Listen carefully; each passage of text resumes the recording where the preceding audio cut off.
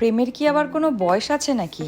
সে তো যেখানে সেখানেই হতে পারে, রনে বনে জঙ্গলে, পার্লারে, যেখানে হোক সেখানেই হতে পারে। যাই হোক, আজকে চলে গেছিলাম আমার হেয়ার কালার করতে, কেননা দুই একটা না পাকা চুল উকিঝুঁকি মারছে।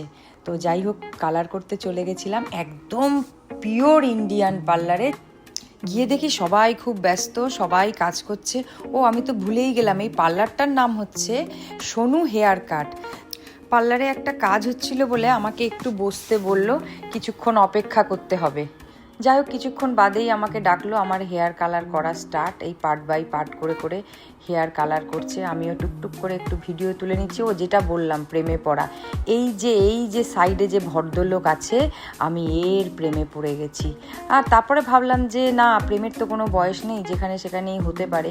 তো যাই হোক, এত প্রেমে পড়ে গেছি, এত ভালো লেগে গেছে ওনাকে, তো ওনাকে তো নিয়ে আসার কোনো ব্যবস্থা নেই। যাই হোক, মাঝে মাঝে যাবো আর চোখের দেখা দেখবো, এটাই শান্তি। তা আমার হেয়ার কালার করা মোটামুটি শেষই হয়ে যাচ্ছে। আমাকে এখানে আধ ঘন্টা ওয়েট করতে হবে, তারপরে আমি একটা ওয়াশ করে চলে যাব। তো আবার রইলাম এনার সঙ্গে দেখা করার অপেক্ষায় নেক্সট মান্থে।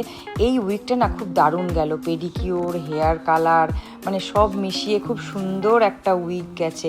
এরম যদি প্রত্যেক দিন হতো, রান্না বান্না কিচ্ছু থাকবে না, শুধু সাজগোজ, হেয়ার স্টাইল, ও জীবনটা পুরো একদম মানে হাওয়াতে উঠতো, তাই না? কালার লাগানোর পরে বারবার মুখটা দেখছিলাম, কি সুন্দর পাতা চুলে একটা অন্যরকম মুখ লাগছিল। আমার কালারের টাইম হয়ে গেছে, আমার এখন চুল ধোয়ার প্রিপারেশান চলছে।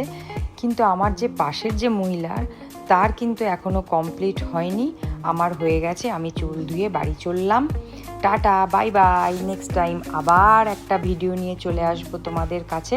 সবাই খুব ভালো থেকো, বাই।